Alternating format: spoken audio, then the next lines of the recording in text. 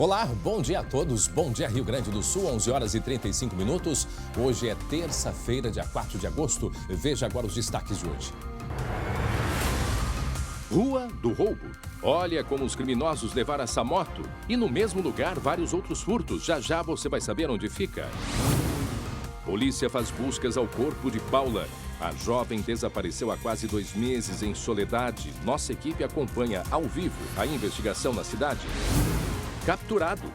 Solto por causa do coronavírus, um dos criminosos mais perigosos do estado volta para a cadeia. Em seguida você vai saber onde ele foi encontrado. Efeitos da pandemia. Em Pelotas, lockdown. E na capital, será que o comércio vai abrir? A pressão é grande. O SBT Rio Grande é a sua companhia na hora do almoço, que vai até 1 da tarde e já está no ar.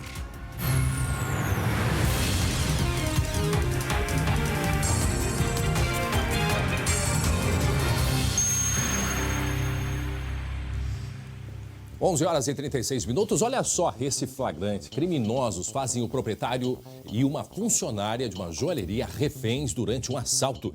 Eles ficam na mira dos criminosos. Foi na região central do estado e a polícia ainda não encontrou estes bandidos. Nós vamos a um rápido intervalo e voltamos em seguida com muita informação até 1 da tarde. É rapidinho. Até já. Já estamos de volta com o SBT Rio Grande, agora faltando 20 minutos para o meio-dia. Tenho um recado para vocês, prestem atenção, porque nesta semana nós temos um dia muito especial, é o Dia dos Pais. Este ano um pouco diferente, talvez com menos presença física, mas o mesmo amor e cuidado. Por isso a IBCM vem aqui lembrar de uma coisinha. Um pai com saúde é tudo que os filhos mais precisam e querem. Por isso, o plano de saúde da IBCM não tem limite de idade, nem variação de mensalidade de acordo com ela. Por isso, se você é servidor público municipal ou estadual, conheça mais a IBCM, as diversas especialidades médicas, as terapias e também a odonto.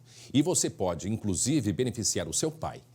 A mensalidade é de apenas R$ 170,03 por pessoa, sem variações, sem coparticipação. Por isso, ligue agora para o telefone 51 32 30 5511 ou mande um WhatsApp para o número que está aí aparecendo na tela. A IBCM está pronta para atendê-lo. IBCM, o plano de saúde feito para o servidor público. Muito bem, 11 horas e 42 minutos, está na hora da gente falar de... Acertou, esporte.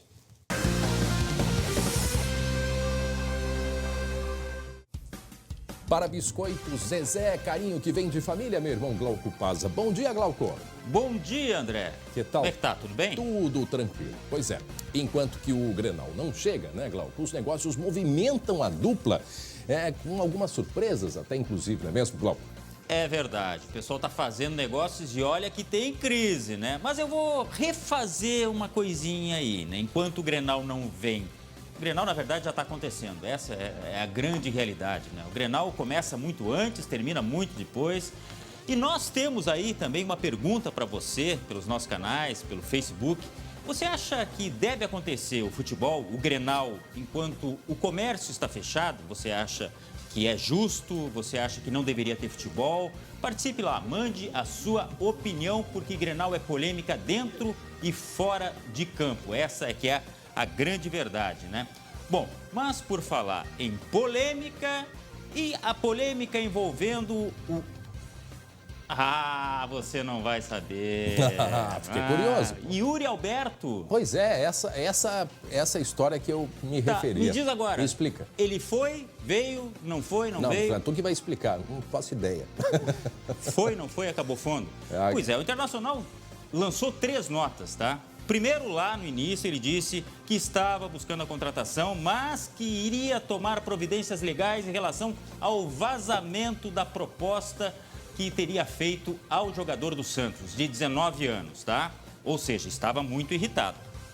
Mais recentemente, o Inter lançou uma nota dizendo o seguinte: desejamos sucesso na sequência de sua carreira defendendo a equipe paulista, ou seja, tinha saído do negócio. Tá? Mas só teoria, olha, presta atenção. Ontem, a nota do Internacional foi a seguinte: o Esporte Clube Internacional concluiu as negociações para anunciar a contratação do atacante Yuri Alberto. Isso é pegadinha? E aí, hein? Quem é que explica? Que loucura é essa, André? É. Bom, o fato é que o Inter entrou num acordo com o Santos e o Yuri Alberto no valor financeiro, tá? Tem uma série de composições ali. E o jogador vai deixar o Santos e vai vir para o Internacional. Opção pro ataque. Mas eu vou te dizer, que novela, que polêmica, hein? Mas tá aí, confirmado então o reforço pro ataque do Internacional, pode jogar com o Guerreiro. Mas por falar em polêmica, não paramos por aí. Tem Grenal, teremos Everton. Sim, Everton Cebolinha, um dos grandes jogadores do Grêmio, se não o grande jogador do Grêmio. Acontece que o Benfica estaria querendo a contratação dele. O Everton na Inglaterra também, que aliás teria a preferência do Everton Cebolinha. Mas uma reunião pode sacramentar esse negócio. Só um detalhe.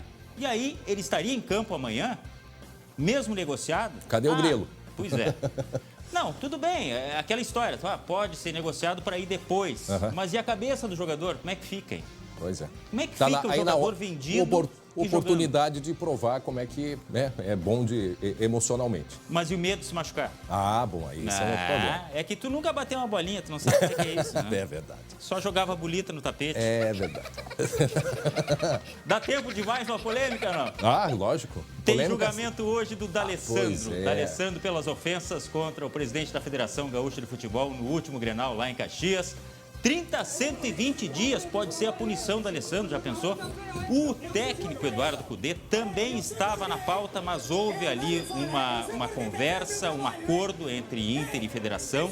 Ele vai pagar a punição dele de uma forma diferente, provavelmente pecuniária, cestas básicas, enfim, por ter ofendido o trio de arbitragem. Mas o D'Alessandro vai a julgamento hoje à tarde e pode ser desfalque amanhã.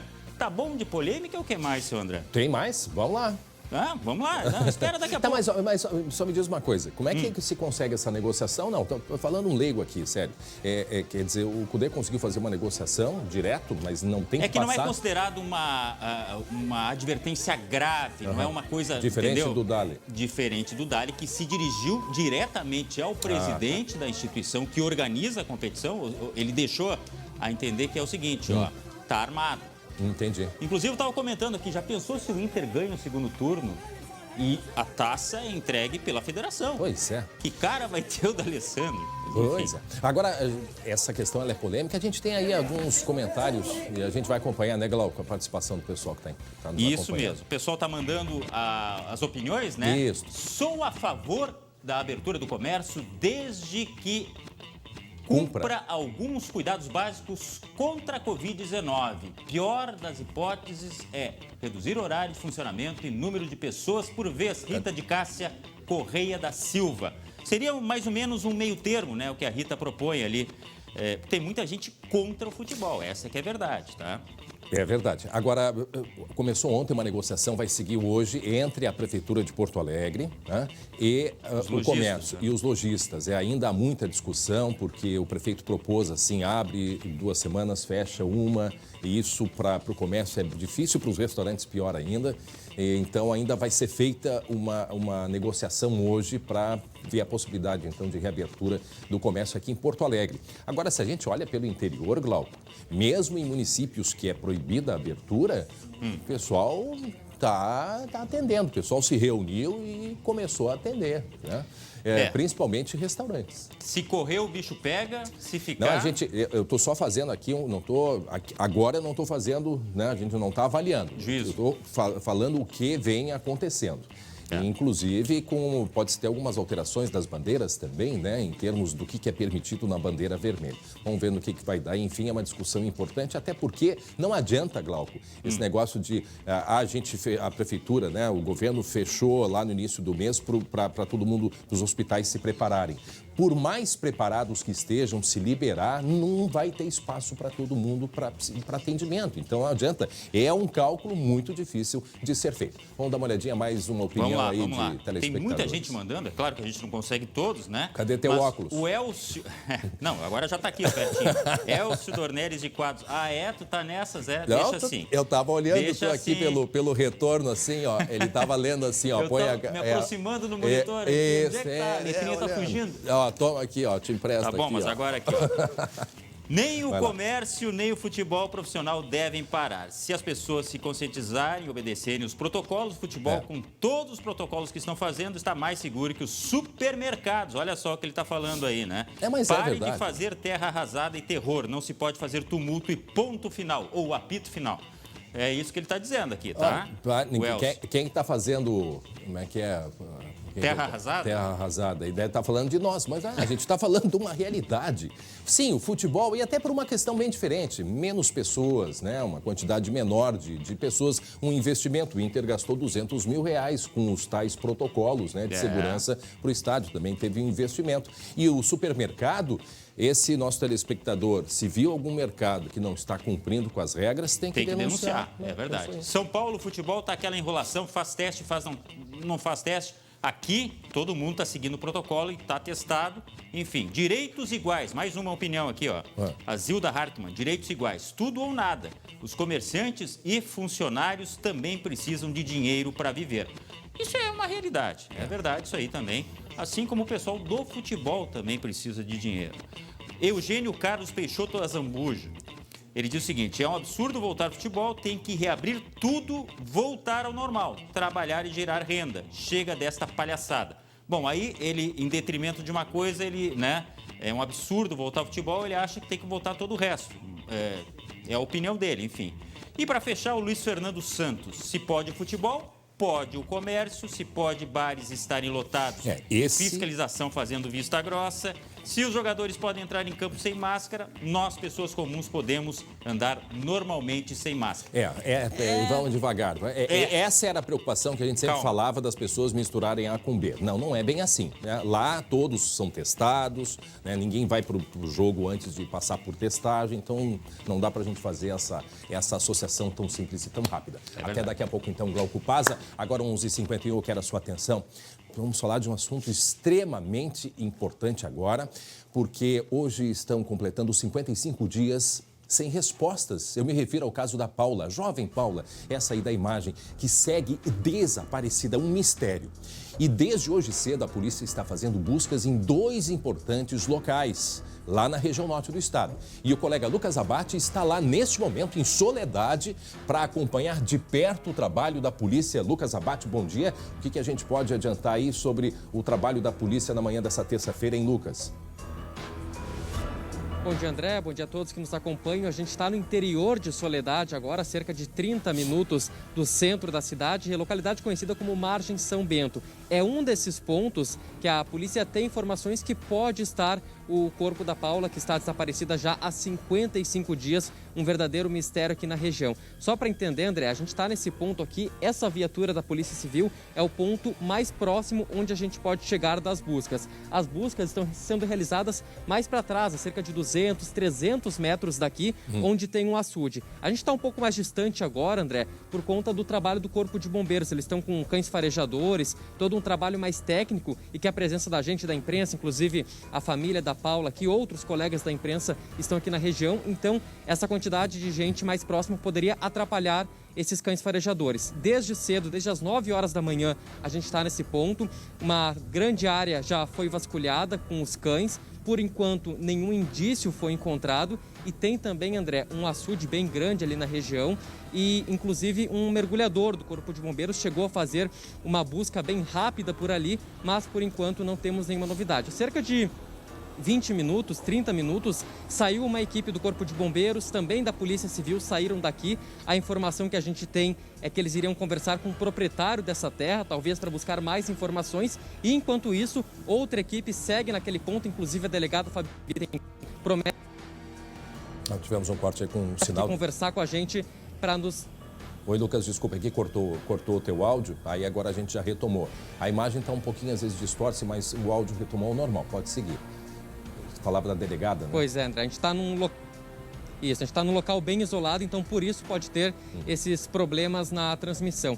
A delegada está lá acompanhando as buscas, daqui a pouco deve conversar com a gente aqui, talvez ao vivo, para passar o que foi descoberto, mas além desse ponto, a polícia ainda pretende vasculhar um segundo local se não encontrar nenhum indício aqui nesse local. André, a gente segue acompanhando essa busca, um verdadeiro mistério, 55 dias de desaparecimento. E até se quiser, André, na sequência a gente pode conversar com a advogada Salete, que está acompanhando a família da Paula e também pode nos dar mais informações. Sim, é importante sim. Para quem está chegando agora, 11h54, o colega Lucas Abate está ao vivo em Soledade, é no interior de Soledade. São áreas muito grandes de terras que tem na região. A polícia faz nesse momento, desde cedo, buscas a uma área, Lucas, que eu não sei se isto pertence a algum dos suspeitos, né? Isso é importante a gente até esclarecer. Mas a polícia está fazendo buscas que é pro lado daquele mato ali que fica atrás de ti, né? Aquele capão que a gente consegue ver, isso?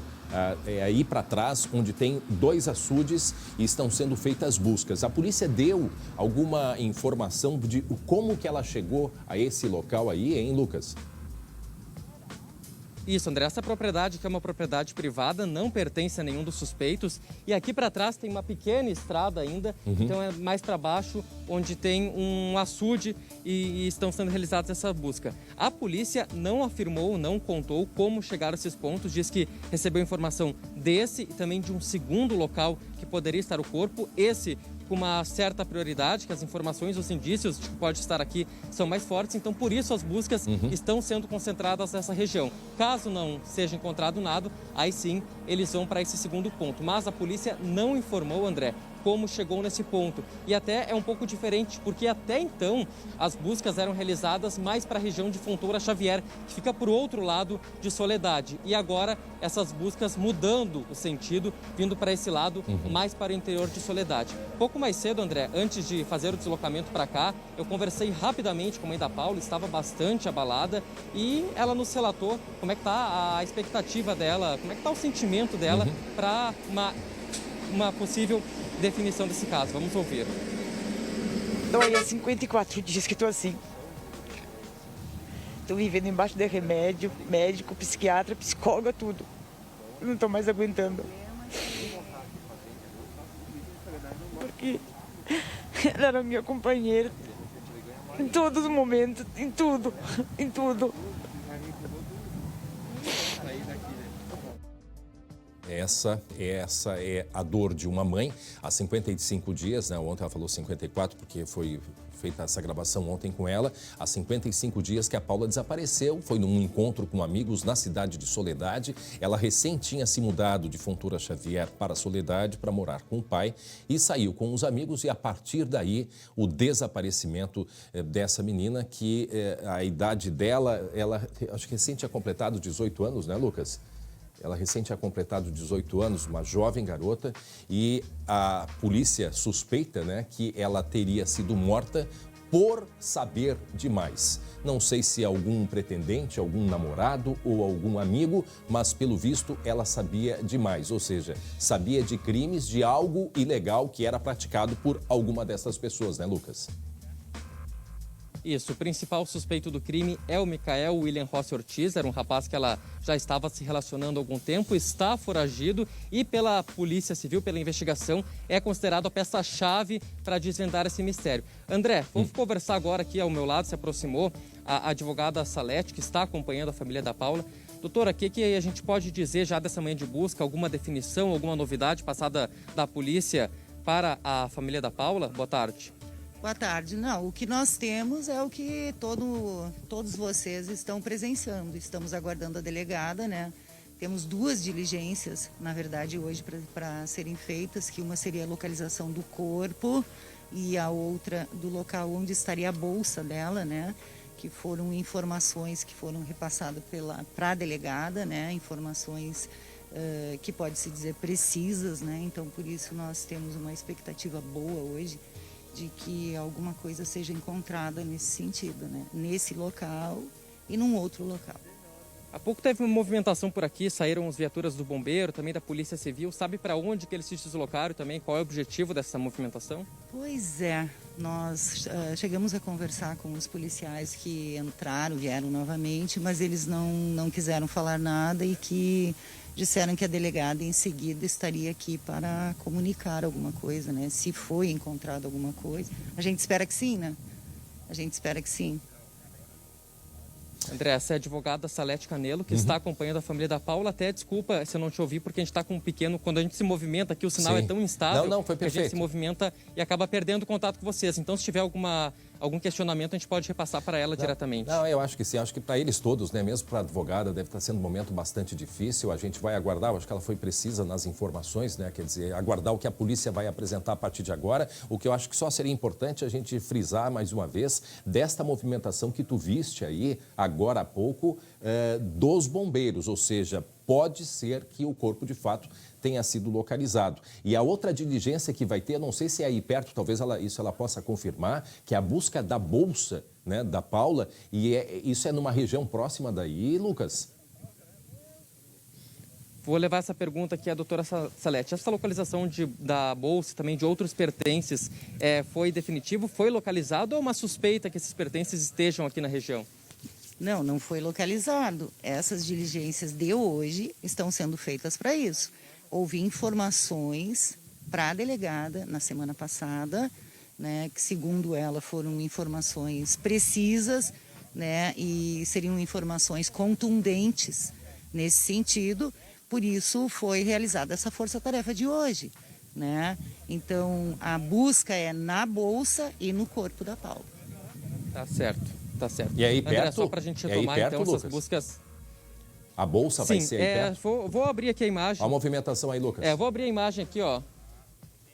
Aqui tem essas duas viaturas da Polícia Civil, inclusive está se aproximando ali a delegada Fabiane Bittencourt. Vamos ficar na expectativa se ela vai chegar aqui conversar com a imprensa, para passar alguma informação já ao vivo. Mas esse é o ponto mais próximo que a gente pode chegar de onde estão sendo realizadas as buscas. São cerca de 200 metros até o açude lá embaixo. Deixa eu ver aqui, André, se eu consigo falar ao vivo com a delegada. Delegada, já pode passar alguma informação que aconteceu ali embaixo? A gente está finalizando as buscas, né?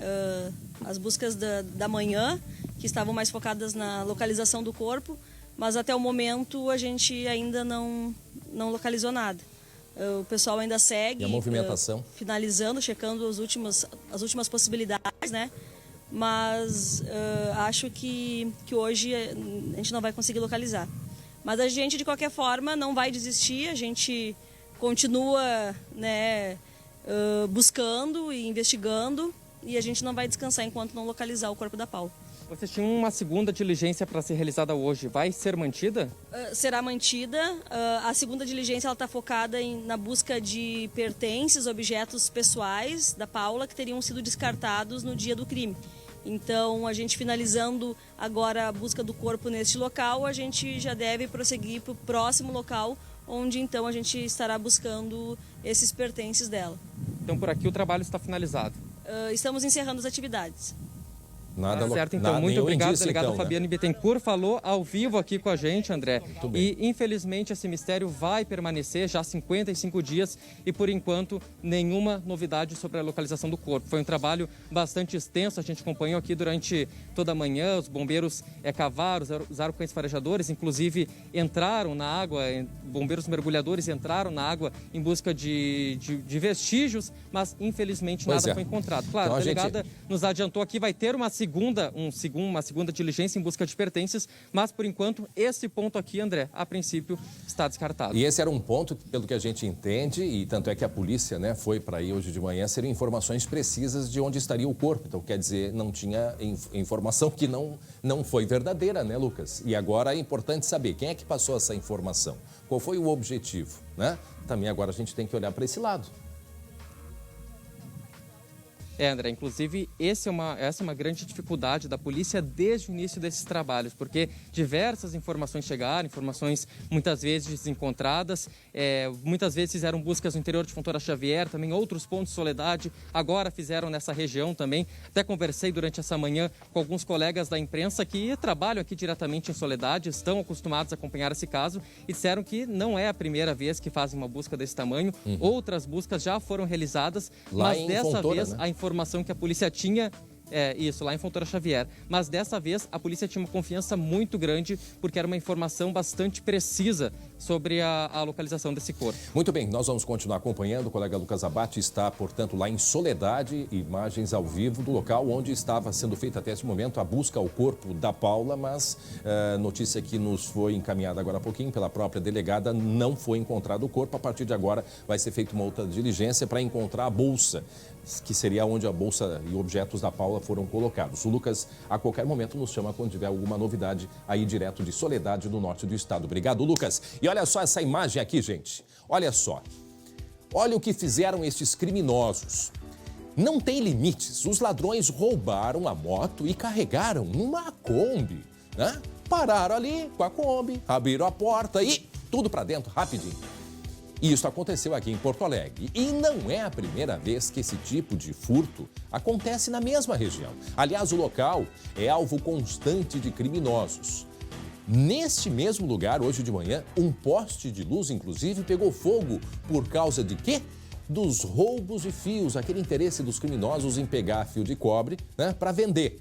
E aí deu um curto, começou a pegar fogo no poste. Está aí o momento em que os bombeiros estão atendendo a esta ocorrência, isso já hoje de manhã. Em seguida a gente vai mostrar onde é essa rua, onde é esse local e, infelizmente, se tem crime que rouba, né? Se tem gente que rouba fio de cobre, é porque tem gente que compra, né? Também está cometendo um crime, porque esse pessoal que compra esse cobre sabe muito bem de onde é que vem estes fios. E atenção para esta notícia. O líder de uma organização criminosa gaúcha que estava foragido foi preso hoje de manhã no Paraguai e num local de luxo, não é mesmo, Glauco Pazzi? Trata-se do Nenê. Nenê que fez arte e acabou voltando para a cadeia, tá certo? É o Fabrício Santos da Silva, o vulgo Nenê, de 37 anos. Foi preso num condomínio de luxo na cidade de Hernandárias, no Paraguai. Uma ação conjunta que teve a participação da Polícia Federal do Brasil, com informações, Central de Inteligência e também a Polícia Internacional. Ele estava na lista da Interpol. Ele tinha sido beneficiado pela prisão domiciliar, viu, André? Falamos Lembra? isso esses dias, não foi? Isso, exatamente. Daquele grupo que faz parte, integrantes, com perdão da redundância, do grupo de risco, tá? Para a Covid-19, acabou sendo solto, foi beneficiado, mas rompeu a tornozeleira eletrônica e se mandou. Entre as condenações, tem por tráfico de drogas, roubo, é uma ficha extensa e participação, inclusive, naquele túnel para fugir do presídio central. Teria investido cerca de R$1 milhão, inclusive, para escavar aquele túnel. A última informação que nós temos é que ele já foi entregue à Polícia Federal do Brasil. Ele está sendo extraditado do Paraguai e agora a polícia, então, vai reconduzi-lo até uma penitenciária que, por enquanto, a gente não sabe qual é exatamente. Se fala até num presídio federal, ou seja, para não deixá-lo aqui. Nós falamos desse caso quando ele foi, eu acho que foi na semana passada, quando nós chamamos a atenção, foi no mês de junho, perdão. Faz pouco tempo, né? A gente está aí em passa junho. Rápido e ao mesmo tempo passa devagar, né? Essa impressão. Faz algumas semanas, enfim, não importa. Nós falamos sobre este caso da liberação de diversos presos no Rio Grande do Sul, liberados pela Covid. Inclusive, de fato, ele tem uma doença e que o Conselho Nacional de Justiça emitiu uma orientação. Agora, eu não sei quem é que dá o canetaço. Liberaram o Nenê já lá no final de março, início de abril. E ficaram, de olho nele. E aí o que aconteceu? Tirou a tornozeleira eletrônica e se mandou para o Paraguai. Hoje de manhã, feita então esta prisão num condomínio de luxo lá no Paraguai, inclusive com pier, né? Locais para o barco, né, parar. Local privado, tinha um pier especialmente nesta residência de luxo. E ele, portanto, foi preso e volta para o Rio Grande do Sul e deve ser encaminhado para uma prisão federal. A pergunta que eu faço, Glauco, em meio a tudo isso, a tantos questionamentos que pode se fazer, qual foi o custo que nós, cidadãos, estamos pagando para prender novamente esse rapaz aí? Enorme, certamente é enorme. E aqui se destacar mais uma vez o trabalho de inteligência, tá? Da Polícia Federal, que na verdade indicou para a Polícia Internacional, para a Polícia do Paraguai, no caso, fazer a prisão. Já estava rastreando e sabendo onde ele estava. Verdade. Mas é muito investimento, é gasto de tempo, de dinheiro. E a própria polícia fica indignada com esse tipo de coisa, porque tem gelo. Todo um trabalho, o cara está na cadeia e liberado, né, beneficiado por uma orientação do Conselho Nacional de Justiça de liberar presos que estão em situação de risco por causa da pandemia, por causa do coronavírus. E agora todo esse investimento, e a gente tem que pensar nisso sim, isso é avião, isso são diárias, né?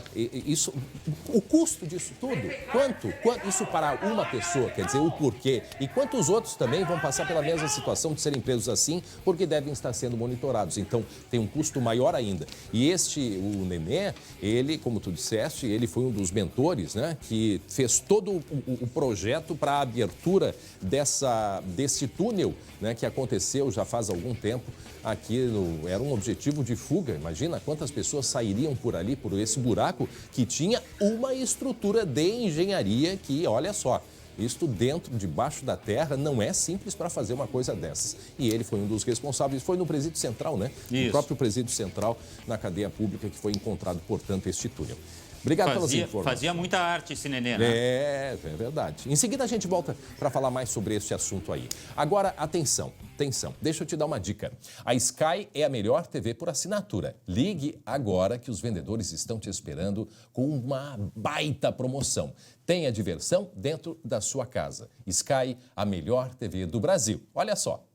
Olá, meu amigo e minha amiga. Você já é assinante Sky?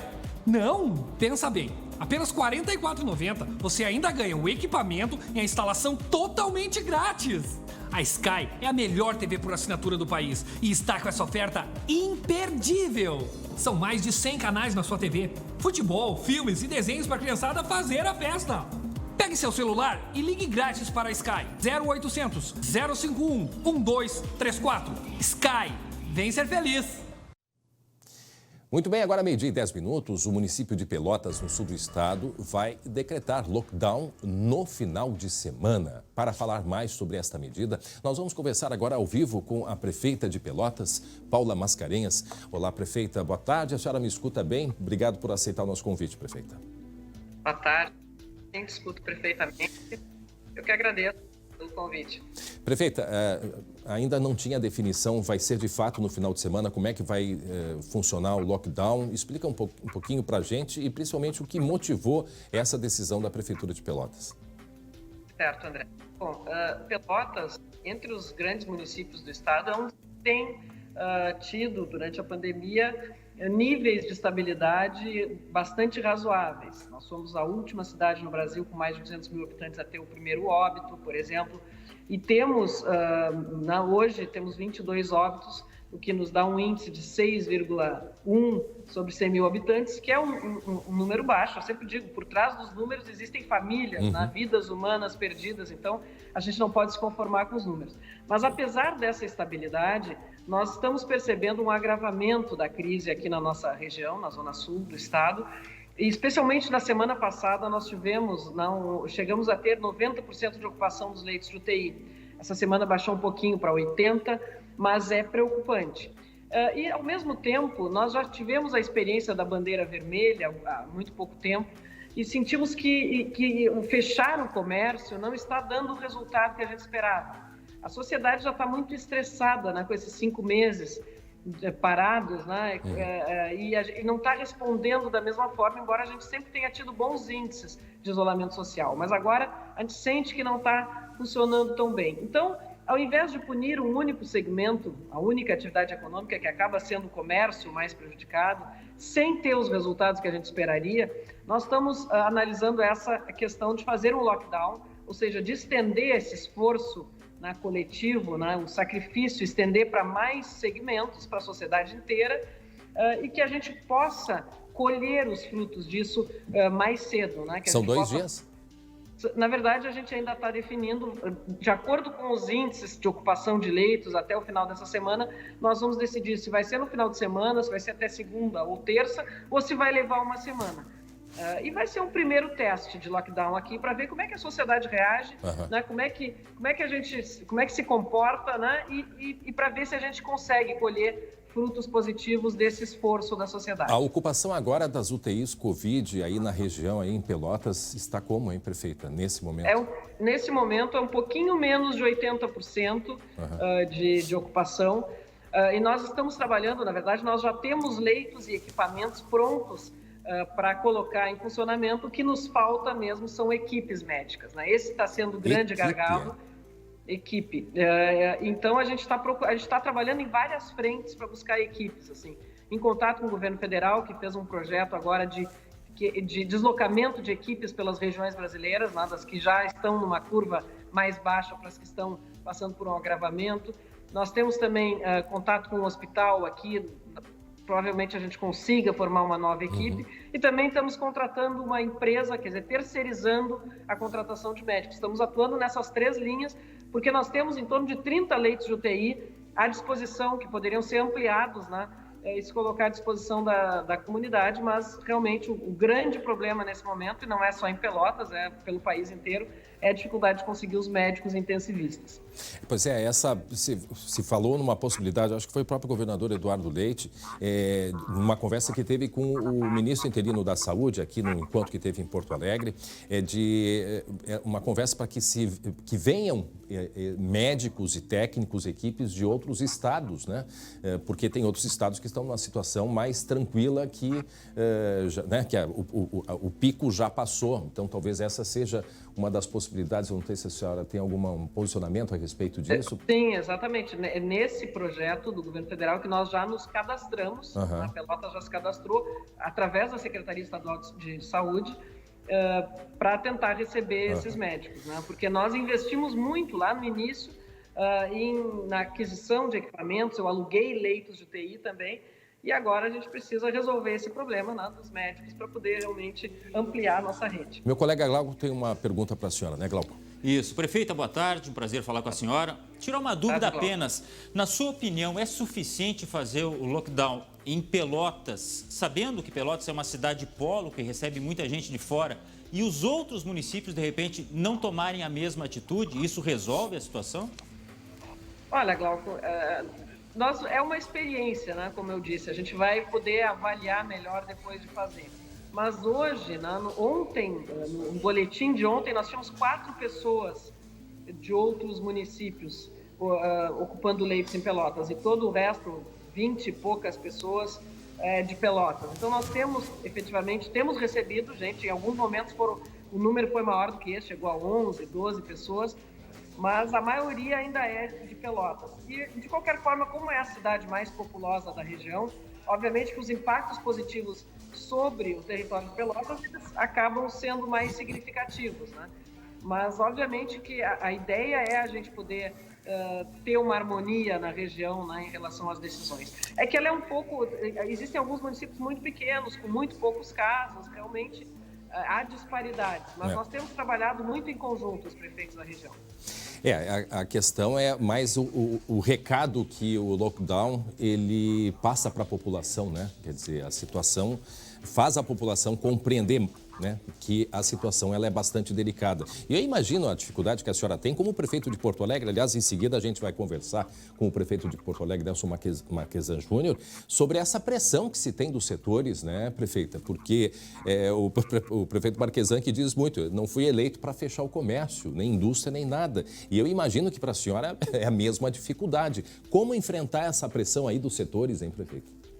É muito difícil, né? Os gestores públicos estão passando por um momento, né, extremamente delicado, porque, como eu digo, né, essa pandemia chegou, as gerações mais recentes não sabem lidar com isso, nunca passaram por isso, e não veio com um manual de instruções, né? A gente tem que tomar decisões todas as semanas, e decisões que impactam na vida de milhares de pessoas, sem ter certezas, nem a ciência nos traz certezas, né? Respostas muito claras e seguras. Então, mas a gente não pode fugir à nossa responsabilidade. Eu tenho procurado manter um diálogo com os segmentos econômicos, com as atividades, né, com os empresários, porque as atividades econômicas são fundamentais, a gente sabe disso, né? Para nós sairmos disso, é importante a gente ter essa força, né, ter os empregos, ter a renda. Então, eu sempre digo, não existe essa dicotomia entre saúde e economia. Nós estamos no mesmo barco, que a gente precisa tentar ter bom senso e buscar um equilíbrio, né? E um equilíbrio que seja, digamos assim, que convença a sociedade, que seja aceito. A gente precisa formar consensos mínimos, né? Por isso que eu digo, até agora a gente sente um momento de estressamento aqui na sociedade de Pelotas. As pessoas faziam muito isolamento social, agora não estão fazendo tanto. nós precisamos convencê-las dessa importância. Pois Talvez o lockdown tenha esse efeito psicológico que tu referiste. Essa era a polêmica do futebol. A partir do momento que se liberasse o futebol, que recado que esta liberação, com todos os protocolos, que recado daria para a população? Sobre isso, o meu colega Glauco tem mais uma pergunta, né, Glauco? Pois é, eu tenho uma curiosidade, inclusive, que o Brasil disputa a Série B do Campeonato Brasileiro, né? Aconteceu o Brapel há poucos dias, que a Prefeitura tinha transferido, né, por motivos óbvios anteriormente. A senhora vai continuar permitindo o futebol em Pelotas? Glauco, assim, preliminarmente eu tenho que dizer que eu acho um absurdo, não quero não usar os termos, a gente tem que se cuidar com o que usa, mas eu acho uma loucura termos retomado o futebol no Brasil nesse momento. Primeiro que as regiões vivem momentos diferentes, é um campeonato nacional que deveria ter um mínimo de igualdade. Eu acho um risco muito grande. Eu entendo que é uma atividade econômica também, o futebol, além de tudo, né, que mexe com muitos interesses. Eu entendo tudo isso, mas acho muito preocupante. No entanto, nós admitimos que os jogos acontecessem aqui porque eles aconteceriam de qualquer maneira. Com o Campeonato Gaúcho acontecendo e o Campeonato Nacional, os jogos vão acontecer. Se não forem em Pelotas, vão ser em outros locais. Ou seja, os times daqui vão viajar e vão voltar. Então nós chegamos à conclusão de que já que é para ter jogo, que seja aqui, porque aqui nós vamos ter mais segurança, vamos poder acompanhar os protocolos, né, fazer as nossas exigências e ter mais controle da situação. Mas realmente não é, eu acho que não era o momento. Enfim, vamos enfrentar isso agora.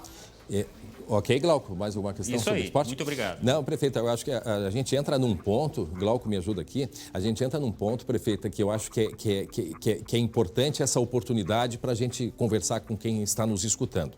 Uma coisa é eu pegar o meu álcool em gel e fazer a higienização das minhas mãos. Outra é eu usar o protetor, como nossos colegas todos estão usando o protetor facial. Outra coisa é o distanciamento. Agora, tem um aspecto que ele é importante nesse processo, que é a chamada circulação do vírus. Então, o futebol, e esse é o problema, por exemplo, dentro das lojas, dentro das escolas, não é só a transmissão, mas ao mesmo tempo que eu me desloco daqui até a porta do estúdio, eu posso estar carregando o vírus comigo. Eu estou circulando com o vírus, pode vir o meu colega, pisar, ter contato, enfim, se contaminar. E eu acho que nesse aspecto o futebol erra, de certa maneira, pelo recado que ele dá, né? Porque tem os EPIs, mas isto não basta também. A circulação, ela tem que ser levada em consideração nesse processo todo, né? E é um jogo de muito contato, né? Contato entre os atletas e mobiliza muita gente, né? Toda a equipe está por trás, né? Exatamente. E além disso, o deslocamento de uma região para outra, de uma região onde... Circulando o vírus. Né? Exatamente. E o problema da circulação do vírus é a ampliação dos casos. Junto com a ampliação dos casos, vem a ampliação da gravidade. Os casos mais graves também acabam acontecendo mais, exigindo mais do sistema de saúde, que tem limites, né? Ele não tem como ser ampliado indefinidamente. Então, esse é o desafio dos gestores, né? É admitir o crescimento do contágio, a ampliação do contágio, dentro de limites que permitam que a rede de saúde dê as respostas necessárias. Aí entra esse jogo, né, no sentido, né, jogo de tu jogar com as tuas peças que tu tem à disposição. Não digo não permitir o futebol, mas ao mesmo tempo, né, quem sabe o comércio abrir determinados setores ou determinado momento, quer dizer, isso chegar a todos tendo os mesmos cuidados, né? Evitando, logicamente, circulação, mas, só o futebol agora pode e por que outros setores estão proibidos, né? Então, essa jogada aí toda que ela é importante nessa hora. Prefeita Paula Mascarenhas, prefeita de Pelotas, muito obrigado pela entrevista, uma boa tarde e um bom trabalho para a senhora. Muito obrigada, André. Bom trabalho para vocês também, que tem também o desafio de levar informação, né, precisa e orientação à sociedade num momento tão difícil. É verdade. Como nós vivemos. Obrigado, um abraço. Obrigado, um abraço, boa tarde. Essa, portanto, é a prefeita de Pelotas. Sobre coronavírus, o aplicativo, né, Coronavírus SUS, vai alertar os usuários sobre a proximidade com infectados. Assim, é possível garantir o distanciamento. A medida faz diferença no momento em que muita gente, né, já relaxou, como nós falamos agora, no isolamento social. Acompanhe. Rodrigo e outras 5 pessoas da família receberam resultado positivo para a doença em julho. 4 precisaram de internação na capital. O sogro dele, de 71 anos, segue na unidade de terapia intensiva. Eu fico triste de ver as pessoas não dando bola e vai pegar. Quem não pegou vai pegar e vai perder gente e depois é tarde. Apesar das restrições mais rígidas impostas durante o inverno para diminuir a circulação de pessoas, o número de pacientes com o novo coronavírus em leitos de UTI aumentou 7 vezes. Saltou de 45 em junho para 319 em agosto. No final da tarde desta segunda-feira, Porto Alegre contabilizava 376 óbitos por Covid-19. A gente está num número bem elevado de ocupação de UTI, mas para nós a questão do número absoluto é bem menos importante do que a velocidade, né? A gente pode dizer que nas últimas 3 semanas a gente deu uma desacelerada importante. Para ajudar a população no rastreio de casos, o Ministério da Saúde atualizou o aplicativo CoronaSUS.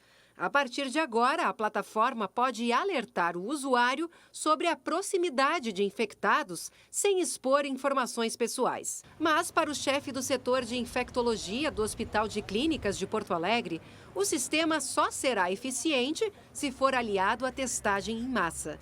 Tem um impeditivo claro nisso. Nos países em que funcionou, as pessoas testavam a doença, a infecção na fase aguda. A primeira coisa é testagem em massa. Todo mundo com sinal ou sintoma e todos os seus contatos devem ser testados.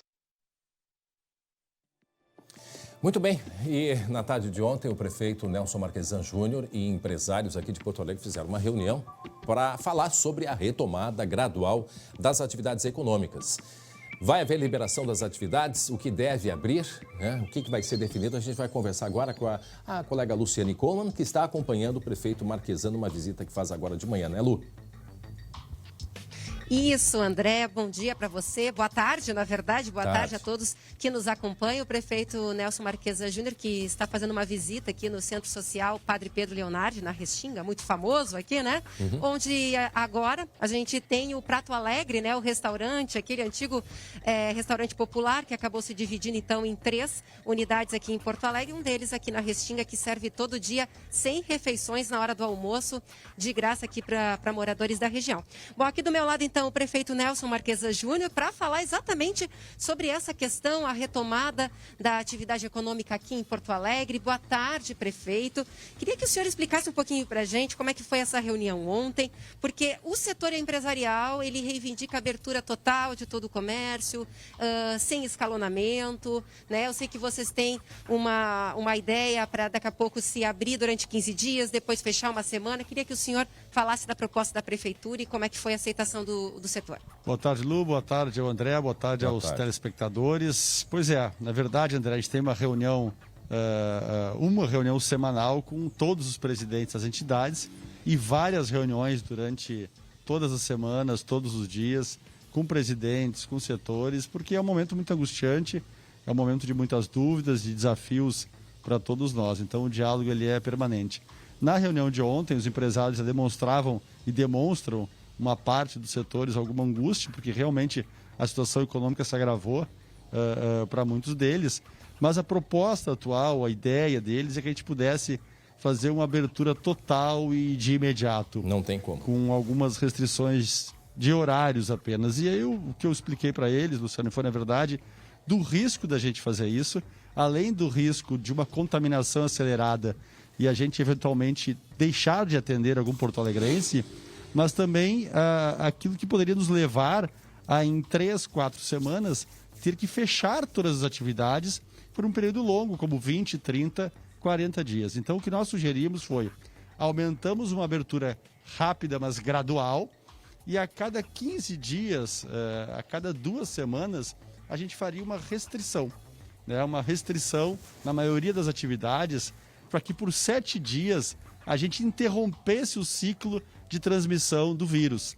E aí então a gente poderia retomar as atividades 15 dias depois, as empresas teriam como comercializar, como vender, como prestar serviços por 15 dias e ficaríamos uma semana por cautela. Evidentemente que se a contaminação se acelerasse, a gente ficava um pouco mais tempo. Perfeito. Mas a ideia é que uma semana seria suficiente. Oi, prefeito, me escuta bem? O senhor me escuta? Estou escutando bem, André. Estou escutando bem. Não, a minha dúvida com relação a essa proposta da Prefeitura é a seguinte, a partir do momento em que todos fecham 2 semanas, aí todos abrem 2 semanas e todos fecham 1 semana, se isso não pode ser um risco maior, tipo, pega uma dessas 2 semanas com uma contaminação intensa, esse grupo vai ficar doente ao mesmo tempo. Quem sabe não se fazer por determinados setores essas aberturas, né, para que não corresse esse risco, por exemplo? É porque, na verdade, André, a circulação, ela vai entre as pessoas, né? Tá. Ela vai se dando quando a gente vai trabalhar, quando a gente vai na escola, a gente leva para casa, e isso vai passando. A ideia é que nós temos um percentual de contaminados em Porto Alegre que deve estar em torno de 4%, 5%. Uhum. Esse percentual ele tem que aumentar. Até 20%. Ele só não pode aumentar muito. A gente imagina que se a gente chegar a 20% em 2 meses e meio, 3, Porto Alegre já vai poder ter uma vamos dizer assim, uma permanência na maioria das suas atividades, né? Como outras cidades já têm. Belém do Pará, por exemplo, que foi um custo alto, ele teve 3.000 mortes a mais que o ano passado, né? Mas ele já continua com as suas atividades hoje abertas, as escolas estão fechadas, os bares estão fechados, mas o resto lá já está trabalhando normalmente. Então a gente imagina que em 3 meses Porto Alegre deve estar já no ritmo próximo da normalidade. O importante é até lá a gente viabilizar os setores econômicos a terem receita, a tentar manter os empregos, né? Mas também não colocar em risco a vida de nenhum porto-alegrense. Prefeito, hoje o senhor tem uma nova reunião com os representantes do setor do comércio, alimentação, agora à tarde. Isso deve-se chegar em algum acordo? Qual a expectativa? A gente conversa, como eu disse antes, né, diariamente com os presidentes de entidades, diariamente com empresários, com líderes dos setores, muitas horas diariamente com pessoas da área da saúde. E isso não é em 1 ou 2 reuniões que a gente chega a acordos, a gente vem conversando muito tempo. Uma coisa é muito clara, nós não podemos abrir tudo ao mesmo tempo sob 2 riscos, né? Que é o de contaminar muitas pessoas muito rápidos e não ter estrutura suficiente para garantir o atendimento, isso seria inadmissível. E o segundo é que teríamos que fechar as atividades em 2, 3, 4 semanas de uma forma mais longa. Né? Mas então, a ideia é começar essa retomada já a partir da semana que vem ou depende dos números do sistema da saúde, internações? Sempre dependem dos números. Nós estamos estabilizados há uns 7, 8 dias, né? E a gente acha que se fizer essa retomada gradual, paulatina, com este intervalo, a gente consegue manter em um nível de demanda de leitos de UTI sustentável para o sistema de saúde. Prefeito, só para o pessoal de casa entender, André, até há pouco a gente mostrou ali na reportagem que eu fiz ontem, né? Inclusive conversei com o secretário adjunto de saúde, o Natan. O número, né, o patamar das internações hoje nas UTIs de Porto Alegre, ele está elevado, né? Bem mais elevado do que em junho, mas o que ele me explicou exatamente é a velocidade com que esse aumento está acontecendo agora, ou seja, muito mais lento do que a gente verificava ali entre junho e o início de julho. Isso é um bom sinal, então, prefeito? Na verdade, este vírus, o coronavírus, ele se tornou uma pandemia porque ele tem uma capacidade de transmissão muito rápida e ele se espalhou pelo mundo inteiro. Por isso que este vírus é chamado de pandemia. E o problema da pandemia é que, contaminando muitas pessoas ao mesmo tempo, a gente não tem estrutura de saúde. Então, o número de contaminados, ou pelo menos o número de pessoas nas UTIs hoje de Porto Alegre com coronavírus é muito alto. 43% dos leitos de UTI da cidade estão ocupados por pessoas com uma doença. Né? Agora, a velocidade de crescimento é que é o fator decisivo. Prefeito. Porque se isso fica num patamar e tem pequenas variações, o sistema de saúde se adapta. Agora, se ele cresce muito rápido, nenhum lugar do mundo inteiro conseguiu ter leitos de UTI suficientes. Agora, André, acho que tem uma pergunta. O senhor trouxe uma manchete, né? Porque, para quem me chama ou nos chama de alarmistas, o que o senhor disse é uma informação extremamente importante. É que nos próximos 3 meses significa que nós vamos, neste ritmo, até o fim do ano. Isto é inevitável que até novembro a gente tenha, né, esse regime de controle. Isso é importante a gente ter esse número aí. É importante, André, todas as pessoas que fizeram projeções de curto, médio e longo prazo, no mundo inteiro acabaram errando, né? Então a gente evita muito dar seguranças de datas e de prazos. O que a gente tem visto, que tem acontecido no mundo, é isso.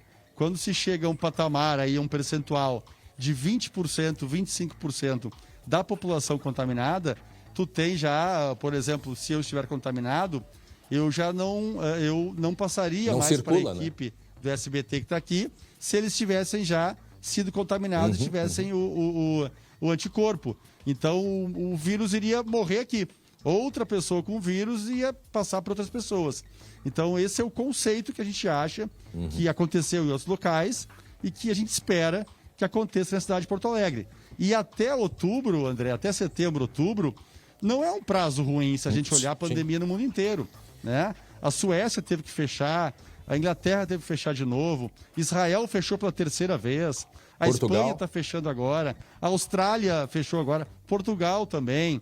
Então, a gente tem que se habituar com essa realidade e não adianta ofender o Marquesan, ficar bravo com o secretário da Saúde, ofender minha família. Isso não vai matar o vírus, né? Isso não ajuda, aliás. Quanto mais unidos e cada um entendendo mais as dificuldades dos outros e tentando construir alternativas, com menos prejuízos, com menos danos psicológicos, morais, econômicos e da saúde, a gente sai dessa. O que eu posso garantir, André, é o seguinte: até hoje em Porto Alegre, ninguém ficou para trás.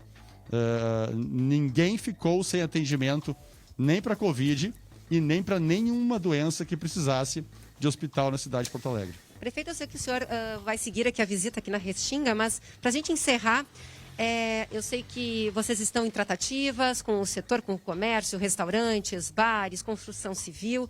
Hoje eles devem apresentar uma contraproposta ao que a prefeitura, né, apresentou, mas a gente sabe que é um setor que também está sofrendo bastante economicamente. Eles reclamam muito de que essa proposta de se abrir 2 semanas e fechar outra pode comprometer o próprio planejamento, né, de quem já está sofrendo financeiramente há mais de 4 meses. É possível chegar num acordo e conseguir reabrir e retomar a economia de forma que possa reabrir realmente comércio, restaurantes? É importante que nenhum setor, a não ser as escolas e os eventos, ficaram 4 meses fechados. Todos tiveram ou pequenos espaços ou médios espaços nesse período. Como a gente conteve a demanda de leitos já em abril a gente iniciou a abertura de atividades. Então, abril, janeiro, fevereiro, março, abril, maio, junho, a gente iniciou atividades. Em junho, de junho para julho, a demanda de leitos aumentou 150%. Portanto, nós tivemos que restringir. A gente tenta dar, com esta semana de intervalo, um planejamento para os empresários. Se eles preferirem adotar o método tradicional, que é o método da gente abrir e monitorar 15 dias e depois abrir, a probabilidade é que muitas atividades fiquem muito para o final. O intervalo que a gente dá, que é o intervalo na circulação do vírus, a ideia é que a gente possa pegar essas atividades que abririam em um período mais longo e trazer essa abertura para mais perto do hoje, com este intervalo para todos. Tá certo, então. Então, vamos aguardar o resultado da reunião desta terça-feira. Muito obrigada pela entrevista, prefeito. Muito obrigado pela oportunidade. Um abraço, prefeito. Obrigado, Dudu. Cadê o Glauco? Porque a gente daqui a pouco vai conversar com uma médica a respeito justamente do comportamento do vírus. Agora, só para... Em seguida a gente vai entrevistar essa médica. Agora, veja só que curioso, né? Curiosa essa doença aí, esse vírus, Glauco. Porque tu já deve ter ouvido falar na imunidade de rebanho, né? Claro. Que é aquela que a maior parte da população já se contaminou e aí ela está, né, o vírus está, digamos assim, dominado. Até com o coronavírus isso aí é diferente. E é um fenômeno que ainda não se tem muita explicação. O que significa o que eu estou dizendo? No início, a gente falava sobre a imunidade de rebanho, ou seja, mais de 50% da população precisaria se contaminar com o coronavírus. Mas o que vem mostrando já nos países, principalmente lá na Europa, por exemplo, os países que já entraram em declínio, eles tiveram 10% da população contaminada. Então, quando o prefeito fala em 20%, é de uma margem de erro também, né? Uma margem acima dos 10%, mas essa foi a média. Então, a partir de 10%, tu já consegue ter um domínio, o vírus já não consegue circular. Então, até isto, o seu coronavírus, ele precisa ser diferente, que de certo modo até é melhor, né? Porque não precisa pegar... Existe uma interrogação até na solução, porque se surgir a vacina, André, ninguém sabe por quanto tempo essa imunidade vai durar. Se vai ter que ser que nem a gripe, né? Isso, se vacinar. quantas doses? Mas daqui a pouco a gente volta a conversar. Glauco Paz, e atenção, queimadas aonde? Daqui a pouquinho a gente vai falar sobre um período de queimadas que é muito comum nos campos de cima da serra. Veja aí. Essa prática, né, quando ela é mal empregada, mal feita, pode trazer sérios prejuízos ao meio ambiente e também à segurança dos motoristas. Já já, o Guilherme Fadanelli vai trazer outras informações. Inclusive, vocês viram no domingo que aconteceu no Paraná, ali em São José dos Pinhais, teve uma queimada e houve um engavetamento de mais de 20 carros e motos e ônibus. Ontem, pelo menos 10 pessoas tinham morrido por causa deste acidente aqui em São José dos Pinhais, pertinho de Curitiba. Então é um perigo muito grande a fumaça. E outra, não traz, se não for bem feito, por que eles fazem isso? Eles queimam. A região dos campos de cima da serra, ela tem muito pouca vegetação para alimentar os animais. Então esta é uma prática também que se tem para queimar, para que o alimento ele cresça de maneira mais rápida. Uma das causas, tem outras razões que eles fazem essas queimadas. Só que o resultado é esse. Daqui a pouco a gente traz as informações lá de Caxias com o Guilherme Fadanelli. E atenção para essa, criminosos armados assaltaram uma joalheria em Restinga Seca, que fica na região central do estado. Tudo gravado pelas câmeras de segurança. Conta essa história pra gente. Foi cerca de 6 para 6 da tarde que isso aconteceu, né, Glauco? Pois é, e quando a gente fala que a criminalidade está em todos os locais, nem as cidades pequenas escapam, e este é um exemplo. 2 homens armados e com máscaras, como a gente viu antes, chegaram nesta joalheria e depois um outro chegou num carro. Os bandidos renderam o dono da joalheria, que está ali, ó, fizeram inclusive levantar o blusão para mostrar que não estava armado. Eles pegam uma faxineira que estava ali, André, ela estava fazendo a limpeza do local. Eles intimidaram a faxineira, levaram até o caixa. Um outro fez uma limpa, levou 20 relógios, tá? E aí eles fugiram. O detalhe é que, eu não sei se vai mostrar na imagem aí logo em seguida, a esposa e a filha do dono da joalheria estavam chegando no local e ele fez o sinal lá de dentro, não entra, e eles acabaram, as 2 mulheres saindo do local quando viram que era um assalto, tá? A polícia, logo depois, localizou o carro utilizado pelo bando para fazer este assalto no interior do município. E a última informação agora de manhã 3 homens foram presos. A polícia calcula que sejam 4 os envolvidos, 3 pelo menos aparecem aí, 2 entraram a pé e o outro desceu do carro, mas haveria ainda um homem que estaria foragido e eles foram, esses 3 presos, no interior da cidade de Formigueiro, que fica ali pertinho, né? Outra cidade pequena ali pertinho de Restinga Seca. Ali, ó, vê se essa senhora de vermelho, eu acho que é a esposa dele, não é? Isso, ela já estava voltando. Esses são os 2 criminosos que chegaram, né? E depois... De boné. E tem um que desce do carro que está de azul, não é? Isso, um outro desce do carro, aquele carro que estava passando ali na frente, tá? Tá, aí a chegada. Chegam esses 2, anunciam o assalto, né? Aí a funcionária ali sendo... dominada por um deles, né? Aí manda o proprietário levantar a camisa para mostrar que não tem arma, não é? Aí esse outro encosta carro, o carro que vai dar apoio, aí desce esse de azul com uma mochila que não sei o que tem ali dentro. Aí ele abre para colocar, né, o produto do roubo. Aí essa senhora é levada lá para dentro, lá junto com próximo do proprietário. O que será que eles devem estar? Ele está dando algumas explicações. Ele fica, o proprietário, pelo que se sabe, pedindo calma a todo momento, pedindo que eles levem e saiam da loja. E assim eles fizeram. Os 3 saíram, embarcaram no carro e fugiram, tá? Aí a esposa, que estava passando na frente, que é aquela de camisa rosa, acaba voltando depois que os criminosos saem. Ele faz, eu acho que o sinal para a esposa dele, vai embora. Isso, que é a hora que ele está ali com as mãos, né, levantadas, que ele diz vai embora, que aí é a senhora de vermelho junto com a filha, mas a filha não apareceu na gravação. Aí ela vai aparecer em seguida ali, ó. Aí entra esse mais o de azul, e aí levam alguns produtos e tal. Aí a hora que ele tá ali com a mão dizendo para a esposa que aparece na porta, certamente. Aí, ó, a partir daí ele vai fazer com um sinal, ó, vai, quer ver, ó? Aí, ó. Aí, tipo, se acalma, mas aí ele já começa com a mão ali, vai, ó, vai. Sim, show, não entra porque estão assaltando, aí imagina o desespero. Deu meia volta e ela deu ali, de vermelho, ela sai de volta. Isso. Aí viu que eles entraram no carro, ela volta correndo. Voltou. Volta correndo desesperada. Só mostra ela correndo ali. Só mostra ela correndo desesperada. Aí agora... Mas enfim, ela volta correndo para... Que susto, já pensou? Bom, agora, Glauco, olha só essa história aí. Uma rua, tá? Aqui no bairro Jardim Botânico, né? Que é um bairro, né? Uma região central. Se tornou alvo fácil essa rua. Primeiro foi o roubo de uma moto. Hoje, o roubo de cabos de luz, aqueles cabos de cobre. Inclusive, diversos moradores ficaram sem energia elétrica. A gente vai acompanhar a reportagem. Os bandidos pararam a Kombi em frente ao prédio. Em apenas 20 segundos, carregaram a moto e fugiram sem nem conseguir fechar a porta. Este furto aconteceu por volta da 00:30 dessa segunda-feira, na rua Surupá, no bairro Jardim Botânico. O proprietário da moto é companheiro da Carla. O casal estava vendo televisão na hora do crime. Aí meu filho viu um barulho de moto, assim, um ronco de moto bem antiga. E eu vi os caras falando, larga, vamos, com muita pressa, né? Aí meu namorado se pegou e saiu ligeiro minha moto. Em maio, a vítima foi o filho da Carla. Ele teve a moto furtada quase no mesmo local, mas no outro lado da rua. As câmeras também flagraram a ação. O homem pega o veículo e sai empurrando tranquilamente em direção à Avenida Salvador França.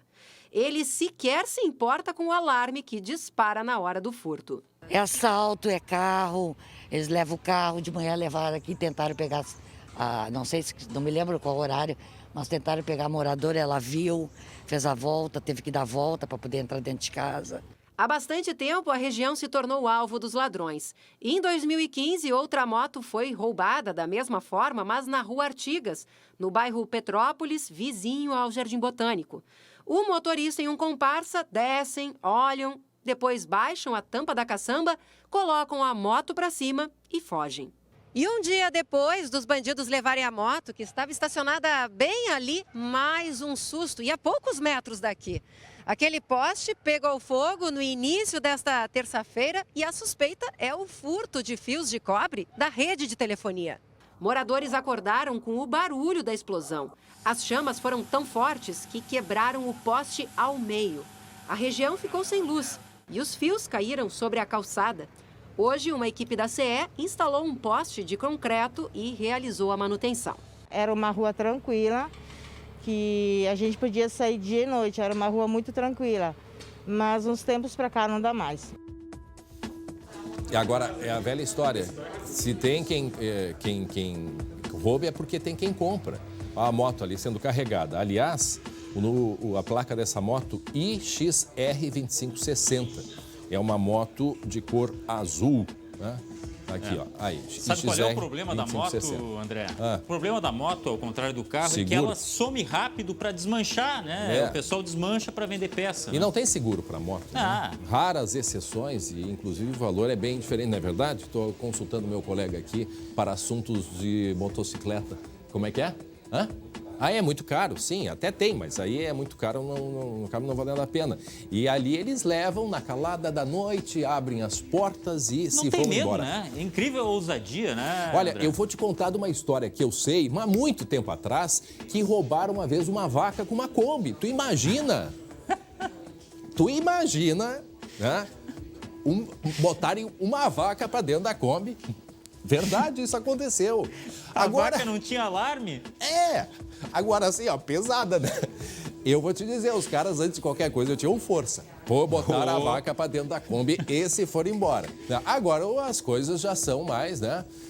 Não se vende mais verdura e tal. É roubo de moto ali, com tudo que tem direito. E agora, a dúvida é o seguinte, botaram o cinto de segurança na vaca? Aí surge uma série de dúvidas e questionamentos que a gente tem vontade de fazer. Brincadeira, desculpa, Não, mas é que eu fiquei imaginando a vaca na Kombi, cara. Eu também. É de rir para não chorar, mas é verdade, aconteceu já, tem relatos disso. Muito bem, então aí, ó, chamamos a atenção. Esse tá rindo que não se... Para de rir, Glauco. Chega a chorar de rir. Gente, olha só, vamos mudar de assunto, respira fundo aí, Glauco. 12h48 agora, nós vamos até a região da Serra, porque começou o período de queimadas nos campos de cima da serra. Um perigo, gente. E essa prática, ó, que vem desde os tempos que carregavam vaca dentro de Kombi. Pois é, essa é uma prática muito antiga e pode trazer sérios danos, né? Não só à natureza, para as pessoas e risco de acidentes. Eu mencionei o que aconteceu numa queimada agora no Paraná no final de semana, no domingo, em que não se enxergava nada. Se deu um acidente lá com dezenas de carro, moto e caminhão, pelo menos 10 pessoas morreram, gente. Agora é domingo e a razão era essa, queimadas. Nós vamos até a região lá da Serra conversar com o Guilherme Fadanelli para explicar para a gente, Guilherme, por que as pessoas insistem em fazer isso. Inclusive, atrás de ti, a gente vê que boa parte do campo aí está queimado por causa deste fogo que o pessoal insiste em colocar. Boa tarde, Guilherme. Boa tarde, André. Pois é, vamos começar mostrando as imagens de ontem à noite que a nossa equipe flagrou aqui na Rota do Sol, no interior de Caxias do Sul, no sentido indo a São Francisco de Paula. O fogo tomou conta de uma grande área, se alastrou rapidamente e foi preciso do auxílio do Corpo de Bombeiros, dos funcionários do Serviço de Água e Esgoto aqui do município e também da Guarda Municipal para tentar conter as chamas. E olha, André, que até o trânsito teve que ser alternado entre as pistas porque a fumaça era muito forte. Vou mostrar para vocês agora exatamente nessa área aqui hoje. Olha só como é que essa área ficou, André. Nossa. Toda essa mancha escura que a gente vê é a queimada de ontem à noite. E isso que aqui é só um pedacinho, só um trechinho, André, porque a área é bem maior, é bem extensa, realmente aqui nessa faixa onde começam os campos de cima da serra. Qual onde cidade, a altitude vai subindo. Aqui ainda é interior de Caxias, em direção a São Francisco de Paula. Então é uma área onde os campos começam a ficar planos, mais abertos, com altitude mais alta. O Guilherme, e a razão, né? A gente tem aí várias possibilidades, mas explica pra gente por que fazem essas queimadas aí. André, o uso do fogo é feito para a renovação das pastagens aqui dos campos nativos. Ele é, inclusive, previsto numa lei estadual que é conhecida popularmente como a lei da SAPEC. Ele é permitido em áreas onde o maquinário não é possível ser usado e deve ser feita de forma rotacionada, ou seja, ano sim, ano não, para não prejudicar o solo.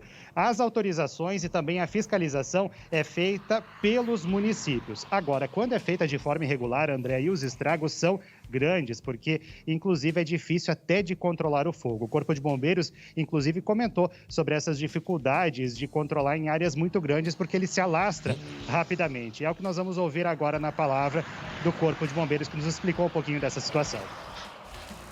A maior parte desses incêndios ocorrem justamente por causas humanas, né?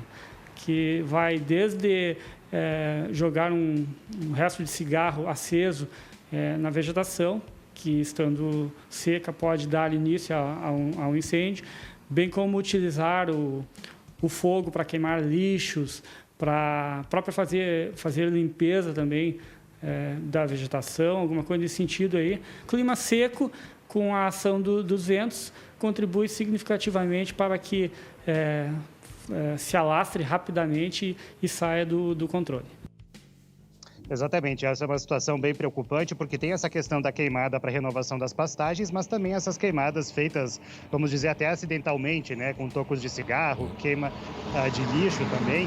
E uma coisa bem importante, essas queimadas, além de empobrecer o solo, André, como aqui a gente está vendo, tem também a questão da mata nativa, as nascentes de águas, então é um problema bem sério aqui na nossa região. Ok, obrigado, Guilherme Fadanelli, ao vivo com estas informações aí lá da Serra. Agora 12h52, atenção, porque eu tenho um recado importante para vocês. Vou fazer uma pergunta para você. Quem quer envelhecer? Ninguém, não é mesmo? Só que com o passar dos anos, a nossa pele perde elasticidade, começa a surgir as rugas e a flacidez. Por isso, você precisa fazer reposição de colágeno para manter uma pele sempre jovem.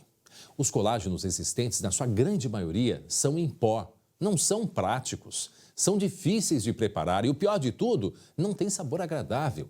Pensando nisso, a tecnologia alemã associada à cosmética francesa desenvolveu Fixaderm. Fixaderm é a inovação e uma revolução na reposição de colágeno. Fixaderm é a primeira goma mastigável de colágeno Verisol do mercado. E o que é melhor, é o único colágeno enriquecido com coenzima Q10 e vitamina C, o que potencializa em muito a absorção do colágeno, ajudando assim a prevenir o envelhecimento da pele. Fixaderm são deliciosas gomas mastigáveis sem açúcar que podem ser consumidas de forma prática em qualquer lugar.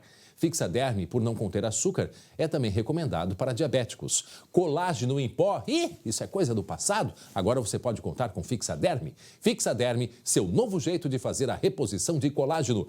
Experimente Fixaderm, você vai se surpreender com os resultados. E você encontra preços promocionais das farmácias associadas. Fixaderm, sua pele nova, de novo. É isso aí, gente. Olha só, o hábito de tomar chimarrão tem ajudado muitos gaúchos nos dias de isolamento. E a procura por erva mate e também cuias aumentou. Vamos conferir agora na reportagem do Jeremias Werneck. É um vício, é uma tradição que a gente conserva aqui em casa e a gente não consegue ficar sem. É um vício mesmo, a gente gosta mesmo de mate. O chimarrão é item que não pode faltar na casa da maioria dos gaúchos, né? A pandemia fez o hábito ficar mais presente no dia a dia e impactou o setor. O Sindicato da Indústria do Mate do Rio Grande do Sul estima aumento de até 20% nas vendas de erva durante a quarentena. Um índice ótimo para recuperar anos anteriores ruins. O setor tem se recuperado, mas não aumentou consumos. Aumentamos as vendas para reequilibrar. O aumento nas vendas de erva e a seca que afetou a produção fazem o setor ficar preocupado com o abastecimento da matéria-prima até dezembro. Mas não precisa ficar ansioso, não. O Estado já cogita pedir ajuda. Teríamos, talvez, que nos abastecer também no estado do Paraná, que a seca não atingiu a região produtora de erva mate. Além do crescimento nas vendas de erva mate, os dias de pandemia fizeram muita gente aumentar a coleção de cuias em casa. O velho e bom porongo está sendo substituído por outras peças. E nessa troca, tem até cuia de silicone. O pessoal migrou um pouco da cuia tradicional inicialmente para uma cuia menor e agora estão interessados em outros materiais que são mais facilmente laváveis, sem deixar resíduos. Na mercearia do Guilherme, as vendas de cuias e bombas estão 3 vezes maior na comparação com o ano passado. É o mate mais individual do que nunca. E com essa novidade aí. É uma cuia que está sendo bem aceita pelo público e eles estão preferindo, mas principalmente pelo mate individual, que é uma cuia menor, gasta menos erva. E daí o pessoal toma um chimarrão em maior quantidade e com possibilidade de manter a higiene e lavar com facilidade. Seja qual for o tipo de chimarrão, o hábito tem ajudado nos dias de isolamento. Agora não dá para sair de casa, né? Então a gente está tomando várias vezes por dia, pela ansiedade também, né? Então, que siga o mate sem problema. Mas não se esqueça, cada um com o seu.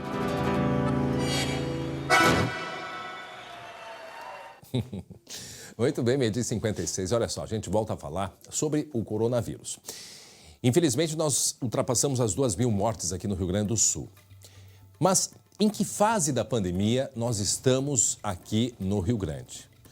Por isso, a gente vai conversar agora com a médica especialista neste assunto, que é epidemiologista do Grupo Hospitalar Conceição, a doutora Ivana Varela. Doutora Ivana, a senhora me escuta bem? Boa tarde, doutora. Boa tarde, André. Escuto bem.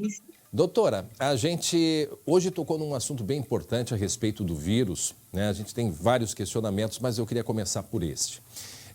Diferente das outras pandemias, a gente fala da imunização por rebanho, mais da metade da população precisa ser contaminada para que o vírus comece a ir perdendo força, digamos assim, né? No caso do coronavírus, ele tem se apresentado diferente. Por exemplo, na Espanha, 10% da população foi contaminada e o vírus já começou o número de casos já começaram a diminuir, a cair. Eu queria entender um pouquinho aqui como que o vírus tem se comportado no Rio Grande do Sul, que é a grande questão. Quando é que a gente vai começar a ter a diminuição dos casos, ou seja, chegar na ponta da curva e começar a diminuir, doutora? Bem, essa é uma pergunta bem difícil de ser respondida, porque estão envolvidas inúmeras variáveis nesse contexto de pandemia. É um novo vírus, mas pela experiência que nós temos aqui em relação ao monitoramento da sazonalidade de diferentes vírus, principalmente desde 2009, que nós acompanhamos de perto a pandemia pela uma segunda, nós percebemos que realmente aqui no Rio Grande do Sul, os meses que apresentam um maior número de casos de doenças respiratórias são a partir de junho, atingindo um pico em julho e começando uma redução de casos em agosto e setembro tende a normalizar. Isso. Pelo que nós temos monitorado, Ai, doutor, o áudio está muito ruim, doutora. Doutora, a gente está com dificuldade de compreender o que a senhora está falando. A gente vai tentar restabelecer, porque fica difícil de compreender. A gente não consegue nem dar sequência ao raciocínio, porque o áudio está com muitos cortes. A gente vai tentar arrumar. Enquanto isso, eu falar com o Glauco, hein, Glauco? É isso aí, é uma doença muito nova, é um vírus, né, que ele é novo e ainda há muitas dúvidas, né, com relação veja só, como eu disse, né, a população, cerca de 10% da Espanha, depois de contaminada, começou a diminuir o número de casos. E pelo que nos disse, doutora, se é que eu consegui compreender, a gente já deve estar no momento de diminuição a partir de agora, daqui para frente, na diminuição no número de casos. Né? Para contextualizar, Rio Grande do Sul, Santa Catarina, Paraná, Tocantins e Mato Grosso do Sul ainda estão, digamos, com os números lá em cima, com tendência, às vezes, de subir um pouco, né, André? Agora, é incrível que vem de norte para sul, né? Veja que começou, né? Começou na China, depois foi ali Europa, né? Estados Unidos, aí veio para a América do Sul e agora no próprio Brasil a gente observa isso, né? Começou com gravidade, André, na Amazônia. Aproveitar para alguns depoimentos dessas pessoas que estão se submetendo à aplicação da vacina teste, tá? A informação que a gente tem, alguns efeitos, mas poucos efeitos colaterais, dor de cabeça, um pouco de região dolorida. Isso, exatamente. Porque essas pessoas, essa aplicação já começou em outros locais, né? No Rio Grande do Sul, a vacina está chegando agora, chegou ontem, né? Algumas pessoas relataram poucos efeitos colaterais. Tomara que não tenha nada quase, né? E que a gente tenha o resultado de uma vez, rapidamente, dessa vacina. Bom, mas aí a gente não vai conseguir mais o contato com a doutora Ivana, mas pelo que ela sinaliza, a gente entraria agora, então, num período de declínio, né, Glauco?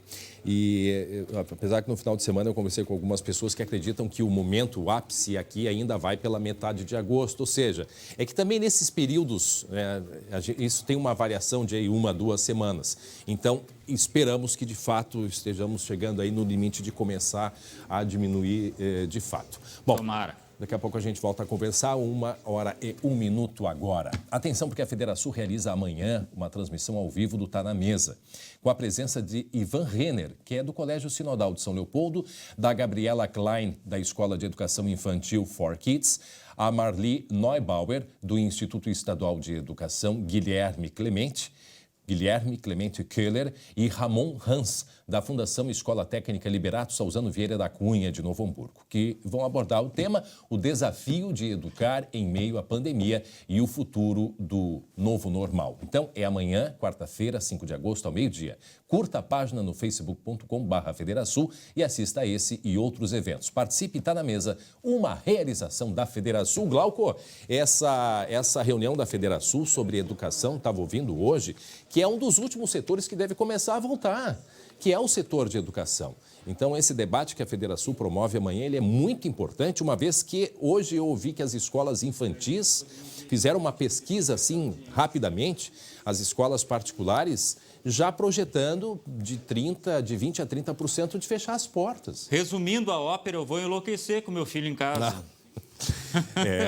Não, mas é assim, infelizmente é assim, né? É a nova realidade que a gente tem que se adaptar, né?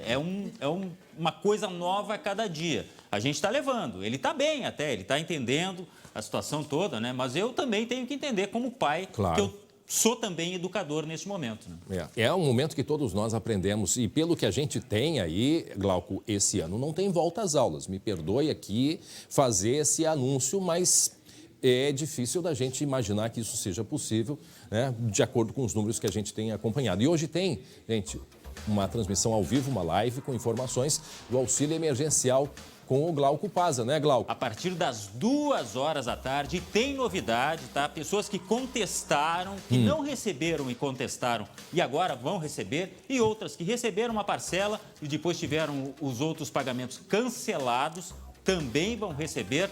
Tudo daqui a pouco, a partir das 2h da tarde. Mande a sua pergunta para o Facebook do SBT. Eu tenho uma.